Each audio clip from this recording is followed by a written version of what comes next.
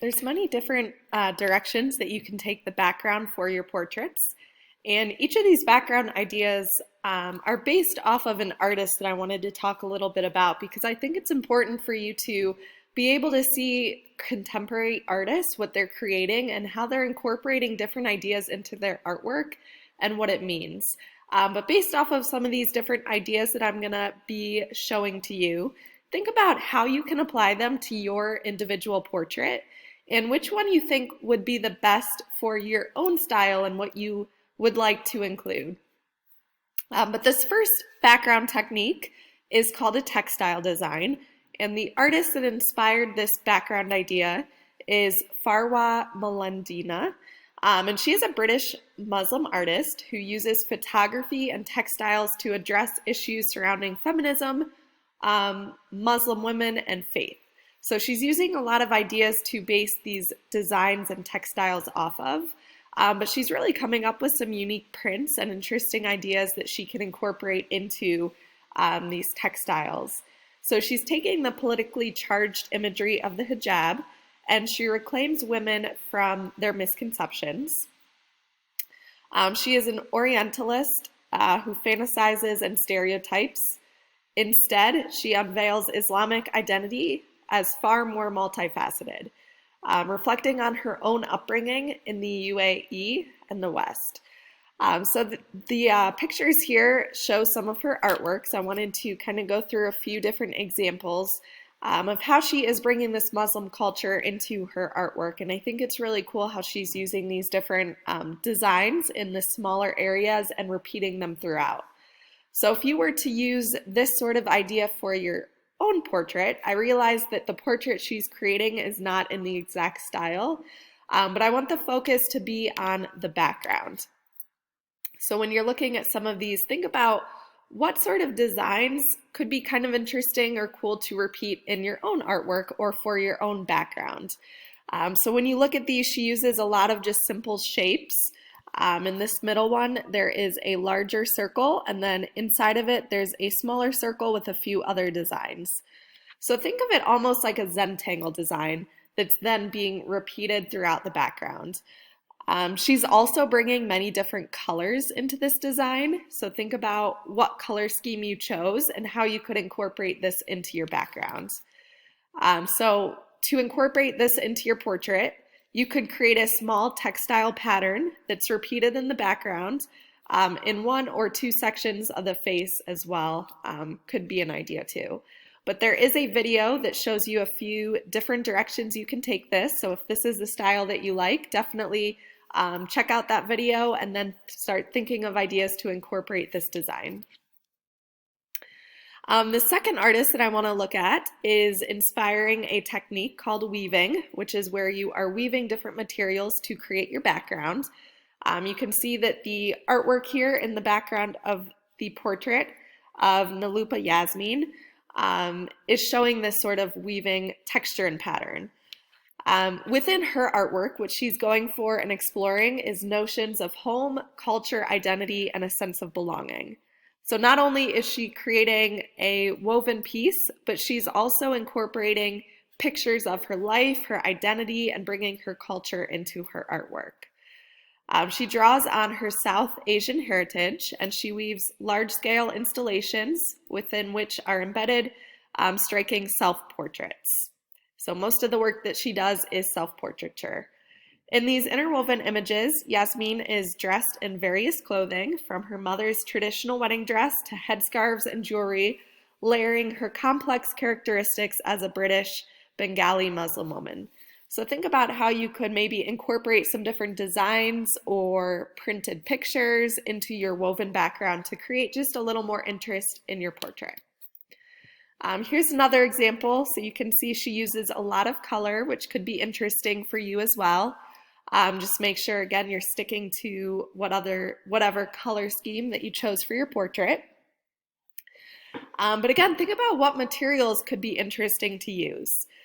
She's mainly using photography, so she's taking pictures, printing those out, cutting them into thin strips, and then weaving those in and out, which would definitely be a cool option for you. So think about if you maybe have a picture of a sunset or a picture of trees and you want to print those out, cut those into strips and weave them to create your backgrounds. But again, think about cutting up strips of magazines, construction paper, tinfoil. You could use yarn. So really any material that you want to create that woven background. And again, there's a video for ways to create this weaving technique.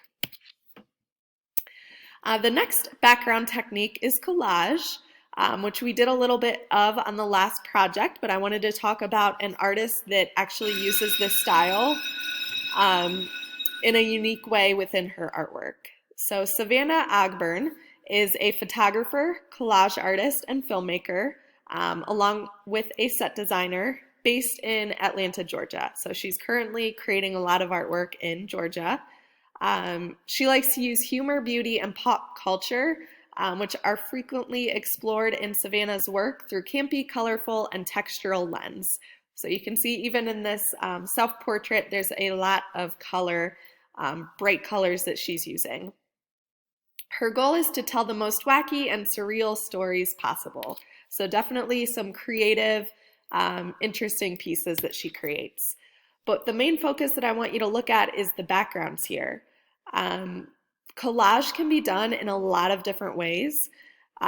What she's doing here is using photography mainly as a collage, which is definitely a direction that you could take things.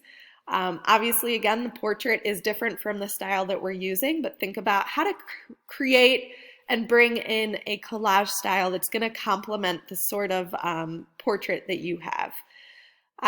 Again, you could take pictures or look through pictures that you have on your phone, print them out, and use different things from those photos to collage into the backgrounds.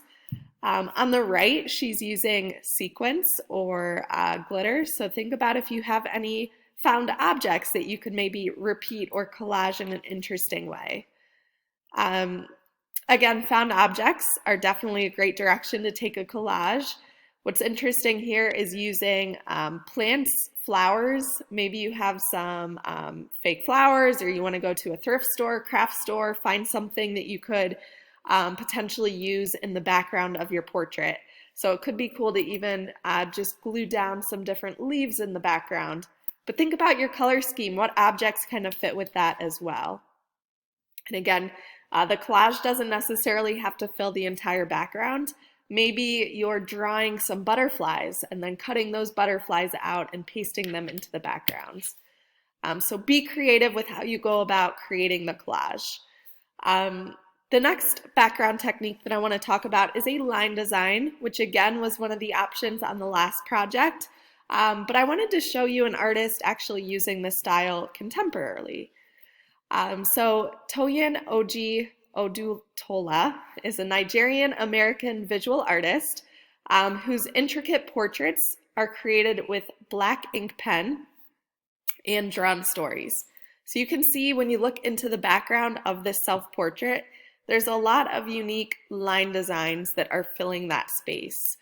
And not only is she using the line design in the background, but she's using a similar line design on the portrait of herself. She's interested in the topography of skin as a marker and metaphor, and she renders figures like polished bronze, each figure holding their space with power and presence. So think about if you want to do some sort of design in the background or on the face, on your shirt, that could be an interesting way to fill the space. So here's a few examples, a few more examples. The line design could be actual objects. So if you look in the background here, you'll see some leaves, and there's lots of lines on them. So think back to the cross contour project that we did, where you're drawing those cross contour lines to create value change.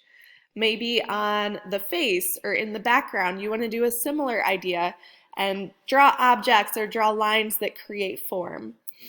On the left, I think this is interesting how she's using thicker line to create shapes on the face that are then filled in with color. So maybe on the face, you're creating some different shapes or designs. In the background, again on the shirt, this picture on the right has a great example of a line design on the shirt that's a floral design here with leaves and flowers. So be creative. There's a lot of different directions that you can take this. And then here's just a few more. So again, those cross contour lines, something simple, but could really fill the space and create some nice directional lines to point towards your portrait.